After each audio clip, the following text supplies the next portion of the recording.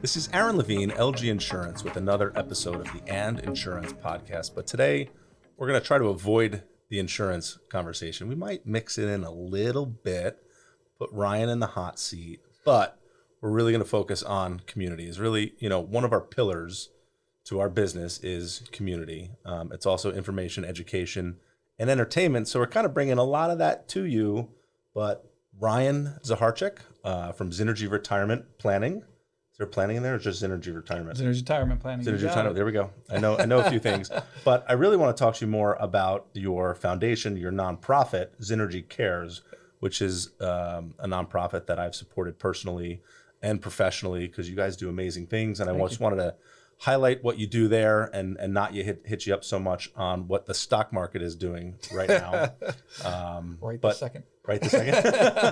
So tell me a little bit about yourself. Give me your background, and we'll talk about Zynergy retirement planning, and then I want to get into Zynergy Cares and what you have upcoming soon. Sure. So I founded Zynergy Retirement Planning late 2006, early 2007, and right from the beginning, I have a Wall Street background. So for me, starting a charitable organization sort of in parallel with my business was something that I felt really strongly about. It took me a couple of years because it took a couple of years for the business to just not lose massive amounts of money. So as a business owner, I'm kind of sure you know how that works. I'm well the initial aware. stages take a little bit of time, but usually it was about, we were very involved in the community, myself, my family. And then Lauren, when I brought Lauren on, she was someone who was already very involved in the community. So it was really kind of in our DNA. And we were involved in various organizations throughout the community, whether it be Kiwanis or Kick Cancer Overboard or, sort of any organization that was doing good work. Mm-hmm. And that was really important to us. And then we got to the point about 5 years in where I said, all right, now we want to kind of draw the line in the sand and actually start our own foundation, donate a portion of our revenue and donate many of our hours. Right. And really the logic behind that was, I feel really strongly as Zynergy Retirement Planning, the way we think about things is we don't want to just make sure that people are set up financially. That's great. And that's really kind of a big portion of what we do. But what I was finding was I was setting people up very comfortably financially, but they were still miserable. And nobody wants to be miserable in retirement, right? It's like financial freedom is your ultimate goal. Right. And then you get there and then you don't know what to do. You don't have a purpose. And we started really gearing the business towards making sure that, people not only were financially well set up, but they also had a purpose. They had something that they were retiring to, not just retiring from. And for me, that was sort of like the meat and potatoes of the business because it was really getting to the foundation of what made people happy. And charitable giving and being a part of your community is definitely an important thing for retirees because, we have this very large amount of retirees that we work with that have, a lot of resources, both time and money. Mm-hmm. And they're, maybe not utilizing them in the best way to give back to the community. So how can we sort of marshal all those resources to help out our community? And that's where the genesis of Zynergy Cares came from. Right. So, when we take it, Zynergy Retirement Planning, right, is super important because you are financial advisors, yep. Right? You're certified financial planners. Yep. And how many, what's your staff look like now? It's, there's 7 of us. Planners? 70. Okay. 3 planners. Yep. And then some support staff. Yeah. So, but we have 3 planners, which is great. We've never had 3 planners. We used to have 2. And then before that we had 1. So having 3 gives us a lot more, diverse opinions within the office about, the right planning techniques and right planning concepts, what to do with the market, that kind of thing. And it's, and sticking on that, retirement planning piece, right? It's not just about making money or having money. It's about how do we allocate those funds come retirement? And you don't just take on members that are of retirement age. You take on members at all stages of their financial career, their financial life, right? From growth and, and maintenance, young and old, to help them get to that point of being able to retire comfortably, and then you help them along the way. Right. And that's the point. We really, even though retirement is in the name, we look at it internally in the office as financial freedom because not everybody wants to retire. Some people love what they do. And if I'm ready. Yeah, we got you actually set up for tomorrow. So this is the last podcast that you'll be doing. No, I'll keep doing this. I love this. Yeah, this is the easy part, right? This is the fun part, just talking to people. But no, we feel really strongly that helping people achieve, maintain, and enjoy financial freedom is really our mission. Right. So, and the enjoyment part is really important because it kind of goes back to what I was talking about. First, getting there and making sure that you do have that financial freedom to make the decision to do what you want, and that could be continuing to work, and it could be going out and surfing every day, or fishing, or golfing. Right. A lot of things that people like to do, or spending time with your family, or giving back to the community. Maintaining, obviously, once you retire, we don't want you to ever unretire. And knock on wood, we have never had in 15 years somebody have to unretire because of financial reasons. That's the big one. Even today in the current market? Even today in the current, even in 08, 09, we got everybody through unscathed. That's awesome. And then enjoying financial freedom. So, making sure that you, like I said, you've got that purpose, you've got something you're retiring to. And community is an important part of that. Right. So we had Lauren, who's your business partner. Yep. She was on the podcast probably a year ago. We'll find the links back to that, and if you're really interested in knowing what Zynergy Retirement does, there's going to be some more insight in that. And it was a whole totally different market we were in, both real estate and financial markets. So I want to compare and contrast notes, but let's shift over to Zynergy Cares, because that community word is one of my favorite words, and participating and being a part of various communities is super important. And you're retiring community, and you have so many people that around you that help support that mission. I think is super important. So tell me a little bit more about what Zynergy Cares does, and then we're going to talk about an upcoming event that you have. Sure. So when we started Zynergy Cares, we actually have pivoted a bit. We started it in 2012, and really the objective at the time was to keep it very ambiguous so that we really could give money wherever we felt there was need at the time. A lot of people support, whether it be the poor, the hungry, the homeless, puppy dogs, children, every organization has sort of their different cause. And we really wanted to maintain our flexibility so that we could support wherever there was need, especially, right after Sandy. We didn't want to say we're limited to homeless, where after Sandy, there was so much need across the board. We wanted to be flexible. But as time goes on, the problem with flexibility is it's very hard to make decisions, right? What's more important today? And we started a board. We have a board of 7 currently. And, the sort of the debates amongst the board of what's more important, this or that, when there's need, you almost feel evil saying, well, the hungry people are far more important than the kids that don't get the good education. And, what we started to do was whittle down a little bit on how we wanted to think about what was important to us as a community. Sure. And we look back. So, initially we decided we were going to give 2% of all the revenue that Zynergy Retirement Planning earns to Zynergy Cares. And we're going to donate hours as well. So we have a certain number of volunteer hours that we sort of an objective that we strive to hit. It's been very difficult with COVID, so we've sort of backed off on those hours. During COVID, we for a year and a half we couldn't really volunteer anywhere. Nobody had volunteer opportunities available. But things are coming back, so we're able to get back into the community and volunteer, and have our members, our retirees, and even non-retirees come out and join us and volunteer. So there are some events we're able to have 60, 70 volunteers, which is fantastic. Wow. And then other events, we only may need 4 or 5 volunteers. So depending on the event, depending on the situation.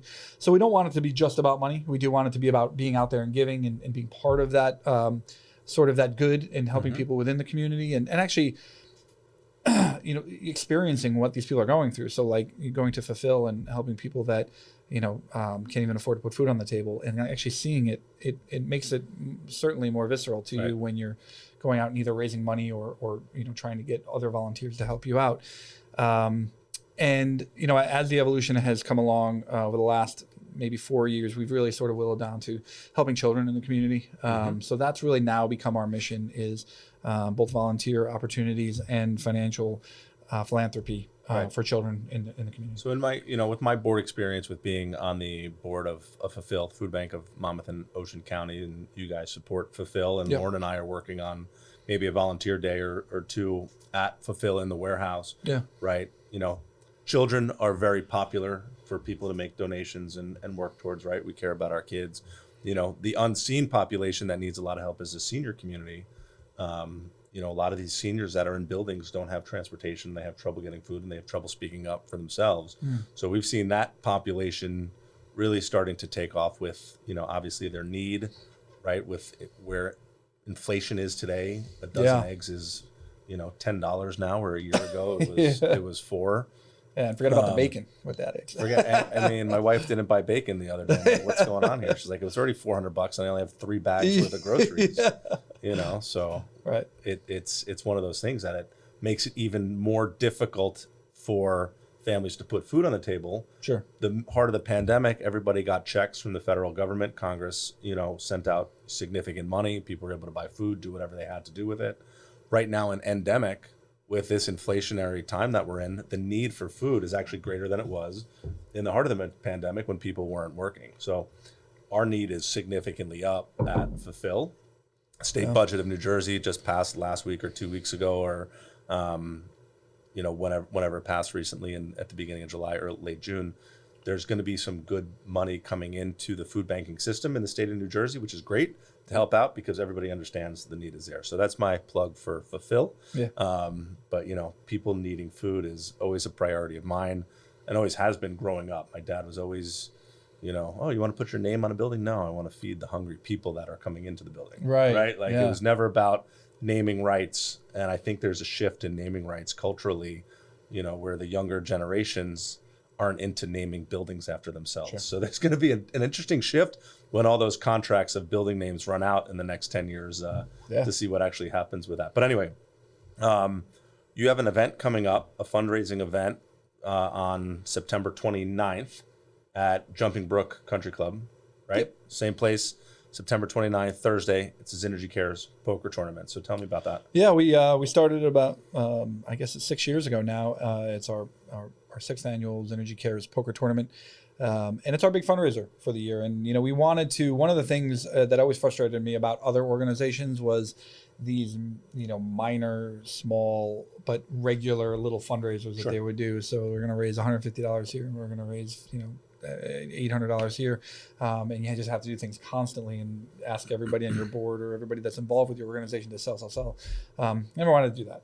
We actually really didn't want to be much of a fundraising organization at all. We wanted to be a giving organization. Mm-hmm. But, one of the things that we started a few years back was an endowment. And nice. As long as the endowment is alive, whether Zynergy Retirement is alive or not, Zynergy Cares can continue to give. And we wanted to build the endowment and do that through fundraising. So what we started doing was our poker tournament 6 years ago, at the same time we started the endowment, and half the money from the poker tournament goes to the community today, and then half the money goes into the endowment. And the way we like to say it is, half for today and half for eternity. Right. Yeah, exactly. So that endowment pays out a percentage every single year. Is 5% of the endowment going to the community in perpetuity. So if we're doing our job right, and I think we are, this is what we do. So that money should never run out, and we'll grow and continue to support the community. So that's what our poker tournament is about. And the great thing is we draw because it is a poker tournament and it's fun. And if you like poker, there's not a lot of places to play outside of the casino. Sure. So it's a really nice draw, and it's become a really large event. I think we started the first year you were there. You guys even sponsored, I think, the first year. I mean, what did we have? 45 people or something like that. It was pretty small. It was under 100, right? It was well under 100. We were hoping for 100, and then it was the day before, and I go, oh my God, we got 32 people signed up. Last year you had almost 200, or you were over 200. Yeah, we're consistently hitting 200. So, the goal was actually to be 250 by now, but with the pandemic. 200's enough. Yeah. It's a lot of people in that room. Exactly. You got to stick around, and they got to get those tables moving. I know. It's a shit show for sure, but it's a hell of a lot of fun. And it's for a good cause at the same time, whether you like poker or you like the charity or you like everybody else in the room. It's, you grab the attention of so many different people by doing that. Not to mention that first prize is, last year was what, 5,000? 7,000, yeah. Sorry, 7,000 to the winner. First prize this year. Hoping for the same? Same. 7,000. I mean, we have like 15,000 in prizes throughout the night. So it's not small change. It's not a small change. $7,000 in gift cards. Yeah. And it's a nice haul for the day. And again, my plug is, it's $150. You get open bar, you get dinner, you get a chance at the table to win $7,000. And obviously their top 10 get prizes. So there's a $3,000 prize, $1,000 prize. And We give a hand-rolled cigar. So, all kinds of great stuff for $150. It's a great event. We'll try to post the link to registration somewhere in this podcast, YouTube, Facebook, wherever the heck we're posting this video. Of course. We'll make sure we add it in wherever we can to get more people and for a good cause. That's to show up. And so you obviously shouted me out as a sponsor. Always happy to sponsor and be a part of what you do. I love donating to Zynergy Cares, sure, and knowing that the money is going to go to good use, so I don't have to think about it.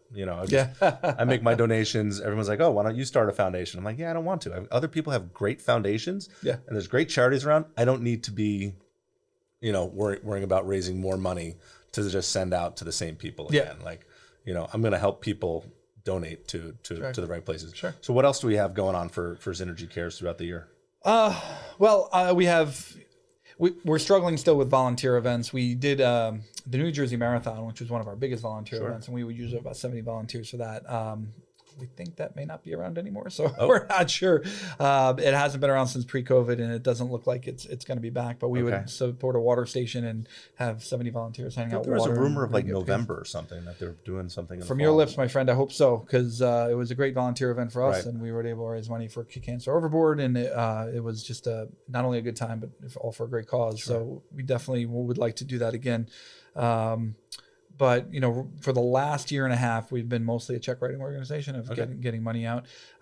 We have our Operation Prep and Landing, which we continued to do right on through COVID. Mm-hmm. And that was, Operation Prep and Landing was originally designed for us to go into hospitals and actually get the children's hospital rooms completely set up for the holidays. That's awesome. Yeah. So kids in a hospital room through the holidays. The hospital halls themselves tend to be pretty decorated and all set up, but the rooms themselves are not. So they're pretty stark and pretty bare. And we were kind of surprised by that. So we decided to start this, portion of Zynergy Cares where we have a committee. We get, we go out and we purchase all this stuff to go in and just decorate the rooms for people. So whether you're whatever religion you are, we decorate the room, in that direction for you for the holidays for that season. And if you're overnight, it's basically getting ready for the big day. So that's certainly something that we feel really strongly about. Unfortunately, with COVID, once again, we kind of had to pivot because they weren't letting people back into the hospitals. So, and it doesn't look like that's going back anytime soon. So now we're taking that and doing that in individual families. So we're actually getting families we have a family already this year whose husband basically ran off with all the money in the checking account for the wife and 3 children. And they talk about food insecurity. She wasn't even working, so she's trying to figure out what to work. We got them through a church, so we're going to provide them fully with a holiday this year, including holiday dinner, decorations, gifts for the kids, and just make sure they're all taken care of. Right? Yeah. Ryan, all good things. I'm happy to be able to spread the word for Zynergy Cares. And if there's anything that I can do personally with volunteering or donating a little bit more money, we can definitely make it happen. But I appreciate you spending the time with me today. Ryan Zacharczyk, Zynergy Cares, Zynergy Retirement Planning. Google them. You can find out everything you need to know, but we'll have all the links that you need somewhere in this podcast write-up. Thanks again for joining me. Thank you, Aaron. Appreciate the time. Got it.